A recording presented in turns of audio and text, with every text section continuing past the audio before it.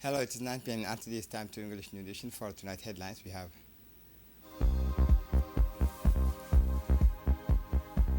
the irregular foreigners must voluntarily leave the country within 1 month.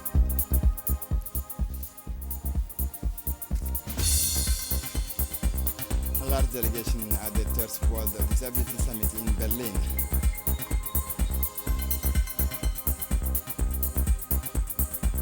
For the international scene, the UN denounces attack on humanitarian workers in Gaza.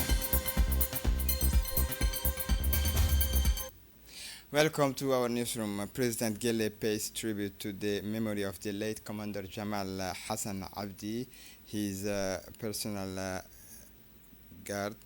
The President of the Republic, His Excellency Ismail Omar Gele, paid a vibrant tribute to the memory of the late Commander Jamal Hassan Abdi, a senior officer in the Republican Guard who was assigned without interruptions. It was with shock and consternation that I learned of the death of the late Commander Jamal Hassan Abdi, said the head of state, deploring the loss of an experienced officer well versed in all security tasks and close protections, his brothers in arms in the Republican Guard, as well as all the civilian staff of the offices of the President of the Republic, will remember as a kind and generous man who was always ready to lend them his support and backing. President Gele also noted, may Almighty God grant his eternal paradise to the deceased, implored the President of the Republic, expressing his sad condolence to his family, his relatives, friends, and colleagues. Inna lillahi wa inna ilayhi raji'un. It should also be noted that the head of state, His Excellency Ismail Omar Gele, took part in the funeral of the late Commander Jamal Hassan Abdi, which took place earlier this Friday afternoon in Damirjouga. The messages of congratulations from the President of the Republic to his Senegalese counterpart. The President of the Republic, His Excellency Ismail Omar Gele, wished success to his Senegalese counterpart, Bassirou Diomaye Faye, as well as greater well-being, progress, prosperity to the friendly Senegalese people who are commemorating the anniversary of their national day of these days. These wishes from the head of state came in a congratulatory telegram in which he implored Almighty God to help the sister nations of Senegal in its legitimate quest to reach all levels of sustainable development. The privileged natures of the relations of friendship and cooperation between our two countries reflect the important community of values that they share. President Gele also wrote in the messages sent to his Senegalese counterpart, "You can be sure, Mr. President, that we will never cease working to increase the ties of exchange and solidarity between our two nations," noted the head of state in the same document, reiterating his best wishes to all the people of the brotherly Senegal. As part of a national effort to combat illegal immigration and to guarantee security and public orders, all foreigners in an irregular situation on national territory, wherever their nationality, are asked to leave voluntarily and peacefully within 1 month from today. Operations will be carried out firmly in order to ensure compliance with the laws in forces and to preserve national stability.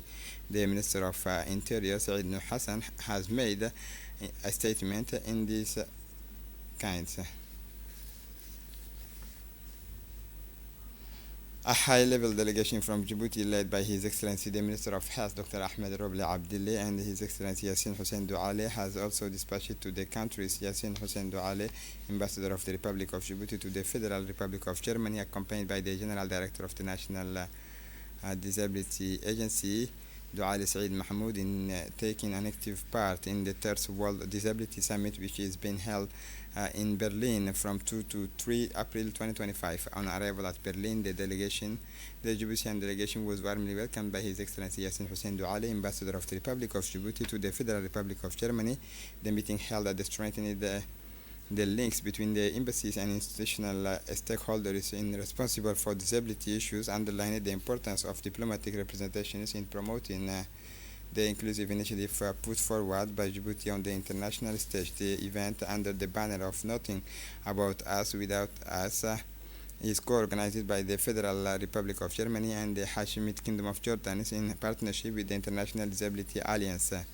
The launch of the summit was attended by the leading figures including His Majesty King Abdullah II of Jordan, German Chancellor Olaf Scholz, President of the International Disability Alliance, Dr. Nawaf Kabara, and the Deputy Secretary General of the United Nations, Amina Jan Muhammad, underlining the importance attached to this cause at the highest level. Launched in 2017, the World Disability Summit is a major international meeting to promote the rights of people with disability. The first edition was held in London in 2018, followed by virtual editions in 2020. In 2022, due to the pandemic, the third edition in Berlin marks a new stage in the global commitment to the inclusion of people with disability. This international event brings together government representatives, civil society organizations, and stakeholders committed to promoting the rights of people with disability. It is an essential platform for exchanging best practices, strengthening international cooperation, and promote inclusive policy. On 24 March 2025, the members of the National Police Narcotics Squad made a major seizure of narcotics as part of an operation to combat drug trafficking. The operation took place in the District 2, where, according to information received beforehand, there is a major trafficking network supplying in several sectors, the main sectors being Avenue 13. As soon as they were arrested, the suspected revealed their stock and the place where they were hiding their goods, a room rented at Iran, which enabled to get their hands on around 80 kilograms of cannabis worth an estimated of 5 million Djibouti francs. The operation took place in the District 2, where, according to the information received beforehand, this is a major trafficking network supplying several sectors, the main sector being Avenue 13. As soon as they were arrested, the suspect revealed their stock and the place where they were hiding their goods, a room rented at Iran, which enabled to get their hands on around 80 kilograms of cannabis worth an estimated of 5 million Djibouti francs. This seizure was made possible thanks to the investigation lasting several weeks carried out by members of the drug squad, which led to the arrest of 2 individuals known to the services for drug trafficking. Another type of drug known as Ethiopian shift was also seized, and the 2 men were brought to justice. This operation marks a significant step forward in the fight against the drug trafficking networks that are rife in the capitals, and underlines the commitment of the member of the drug squad to relentlessly fight against this scourge. Now to the south of the country, where the RPP party recently organized a ceremony to hand over the birth kits and children's clothes to the maternity wards of the Al Sabih Regional Hospital.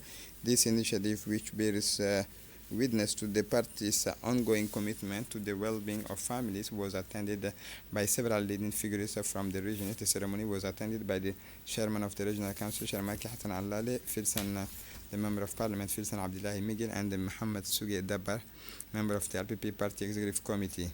The chairman of the Regional Council expressed his pride in such an initiative which supports families by offering newborn babies a warmer and more supportive welcomes. These symbolic gestures are marks of our ongoing commitment to providing support to citizens, in particular to mothers and children who need it from their first moment of life, he declared. For her part, the Member of Parliament, Filsan Abdullahi Miguel, stressed the importance of solidarity and praised the actions of the RPP party. Muhammad Sugi Dabbar recalled that this action is part of a series of initiatives by the RPP party aimed at improving the living conditions of the most vulnerable population. It is by showing solidarity and by taking concrete actions on the ground that we can make a real difference, he added. These distributions of birth kits and clothing to newborn babies is a further step in the RPP's effort to improve the living conditions of the most vulnerable. These distributions and on families at crucial moments in their lives, clothes, blankets, and essential products for the care and comfort of newborn babies. Through these actions, the RPP continues to embody its values of proximity, solidarity, and benevolence. On Wednesday, 17 March 2025, at 4 a.m., a burglary was committed at the Ribis stations in Al Sabih. Police detachment demonstrated an exemplary responsiveness, intervening quickly to secure the premises. As soon as received the alert, the police took charge of the investigations Thanks to their methodical and meticulous work, the investigators quickly identified the suspect using surveillance camera. The tool used to commit the theft was found, which enabled solid leads to be followed, leading to the arrest of the suspect on 29 March 2025 at 8 a.m. Given the seriousness of the facts, the person in question will be brought before justice to answer for this act. The mediator from the African Union arrived on Wednesday in Juba, the capital of southern Sudan. Their mission is to salvage the country's peace agreement. The situation has deteriorated with recent fighting in the north of the Upper Nile state. The African Union's Council of Wise Men was welcomed in Juba. It includes the former Burundian president and a Kenyan judge, Machar parties. The SPLM welcomed their arrivals as an important effort to defuse tensions. The AU Peace Council is calling for Machar's immediate release. It warns that this could threaten the 2018 peace agreement that ended the war. The previous war was often fought on the ethnic lines.